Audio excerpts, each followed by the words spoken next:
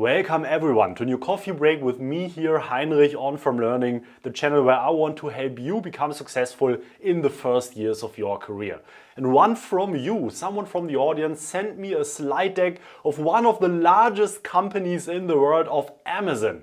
And it is a slide deck that was presented in one of their quarterly conference calls where they present the latest financial figures, often to a set of analysts and other important stakeholders, to give them an update of how the company is going. The reason I want to discuss this with you today is because, frankly, this is one of the worst slide sets of this importance that I have ever seen created by any of these large companies. I think this is quite remarkable. So I want to discuss with you first what makes these slides so bad, and second I want to discuss what you could do to improve them if at any point in your career you would be in the position to create slides like this as well. So let's start by having a first look at the slides before we go into the details. So here the cover slide of this already looks quite basic, to say the least. The next one seems to be some type of legal slide, of course very text heavy, but okay, for a legal slide I guess that's fine. And then these are the typical slides that you see here in the deck. And I hope that you agree, without even going into the details here, just the first look and feel is just very bad. It looks like an absolute amateur would have created this. Every intern who just spent a couple of months in professional services, I would claim, would be able to create superior slides compared to this.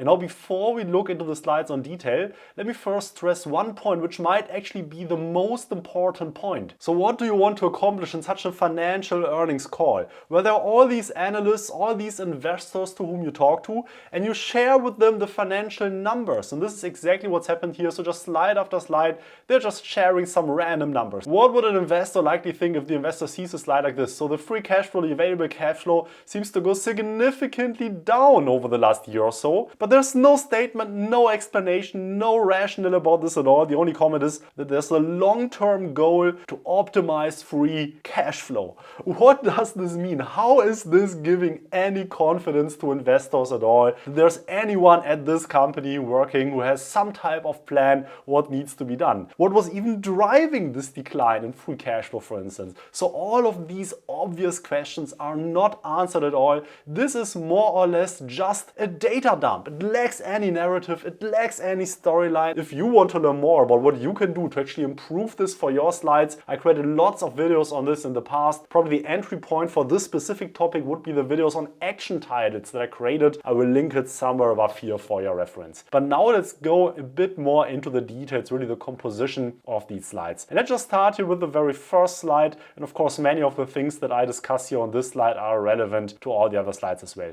And let's just first talk about the aspect ratio of this. So this is a slide with an aspect ratio of 4:3. And this is just so incredibly outdated. Even when I started in consulting in McKinsey in 2013, I believe it was, almost no one was using this 4:3 format anymore. Today, almost every slide that you create are done in a 16:9 aspect ratio, which gives you the benefit that you have far more space on the slide. And it also gives you the benefit that now there aren't black bars to the left and to the right. So this alone is just completely outdated. Really so surprising that they're doing it. Then second, let's look at this. One of the things that just makes the slide look busy, not really clean and nice, is just all the different font sizes that have been utilized here. So notice here how this long-term goal, this is bigger, then here the Q3 axes are smaller, but then the axes on the y-axis are bigger again. Then here the numbers are the same as on the y-axis. Also some other things, for instance, these two dashes here just look very unprofessional. Why would you do that? What exactly is the meaning of this? Now let's look also at the chart itself. So first of all, there's one principle that I want you to have in mind, and this is the principle of the data to ink ratio.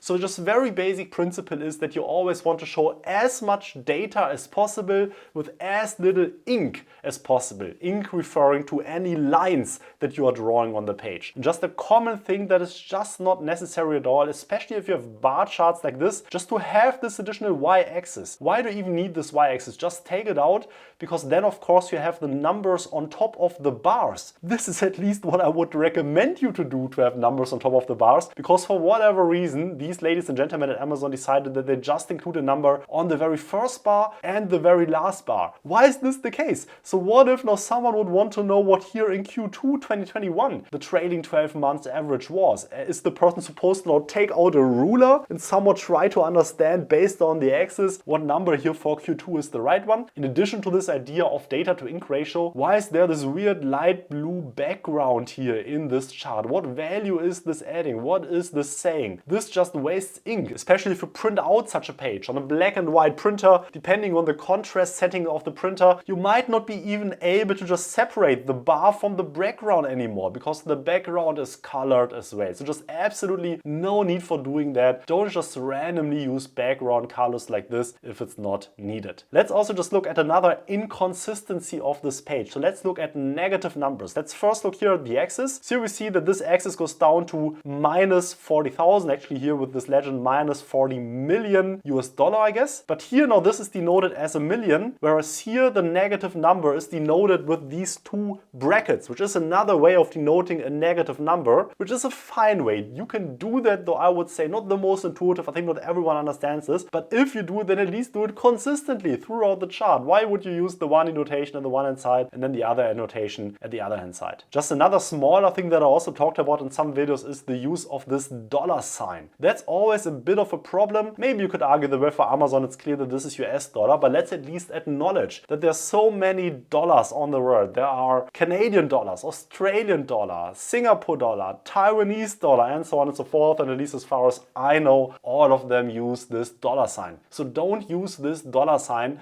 to just denote the currency, but rather use this three-letter acronym, right? So USD for US dollar, for instance, if you would want to talk about dollars. Next, let's talk about alignment. So the basic idea is when you arrange elements on such a page that there should be as few just logical levels, logical areas on the plane of the slide as possible. And just to start here at the left, usually you think about design spaces where the slide starts at a given point to the left and ends at a given point to the right. And this is maybe a minor comment, but for sure if you would work at a firm like McKinsey, BCG, Bain, I mean, you will get feedback on things like that, right? So this bar here, the long-term goals, this border around it, this starts to the left, but actually the axis of the chart starts further to the right of this, right? So it's not really aligned to the left border of the page, and there's no apparent hierarchical argument, hierarchical reason why that would be the case. Next, let's look here at the legend on top, the MM on top. So this is neither centered to the $80,000 unit that is shown here, nor is it left aligned to this unit. So just somewhere randomly placed here on the chart. Let's also look here to the right hand side of this chart, where you see that also here the chart doesn't end nicely aligned to the right border of this border around the long-term goal text box. Let's look here at the footnote that also just seems to be placed here completely randomly. It is neither aligned to the border here of the long-term goals box.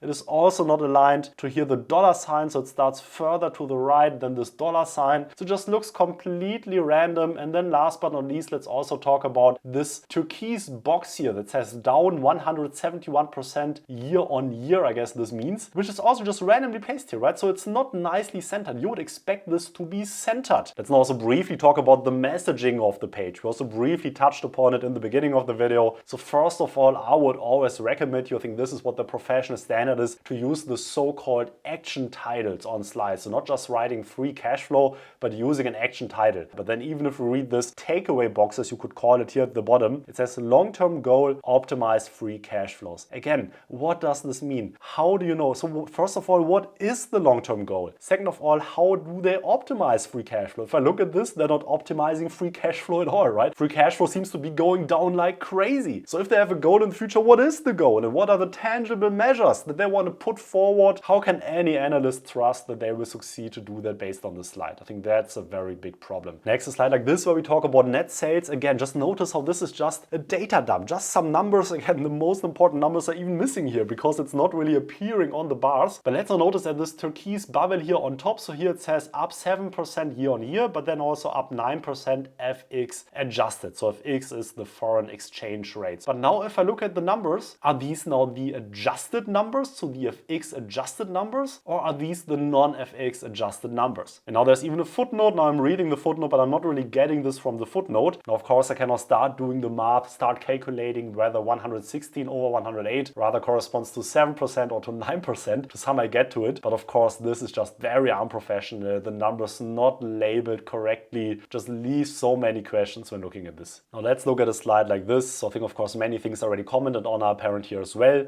Of course here the use of pie charts in the right is also problematic. So I also created a video about data visualization in the past. I will also link it above here where I talk about why the use of pie charts is in most cases unprofessional. I think you're seeing many of the problems here as well. But now ask yourself also, how is this pie chart related here to the chart on the left? How exactly does this go together? And now I trust if you maybe now pause the video and think about it, after some time you will understand that the sum of these three figures makes up the 477 million or 478 million here in the end. But that's not really intuitive at all how this is shown, especially given that, for instance, this orange, so this AWS yellow-orange type is more or less the same as this yellow-orange color here in the bar charts, right? So you could assume that maybe the bars here are actually AWS, which is, I mean, more or less exactly what this legend is implying. But of course, this is not what's the case, because this here on the left is the total, whereas here the three are components of the total. So if you look at all the other slides, more and more problems like this are apparent. I hope you agree how these little things really matter, really add up to an impression of such a document, which is just incredibly unprofessional. I would of course be very interested in your perspective as well. Do you agree with this judgment? Do you see it differently? Let me know about your views in the comments. Very interested to hear about that. By the way, if you want to step up your slide writing game, I'm partnering with ThinkCell, a PowerPoint plugin that is used by almost all of the big consulting firms to create charts. I have a special offer that I negotiated with ThinkCell for you with an extended free trial and single licenses. You can check it out in the video description. If you took any value from this video at all, hit the like button for the YouTube algorithm, subscribe and turn on the notification bell. My name is Heinrich, releasing weekly videos here on this channel. See you again next week. All the best to you and bye bye.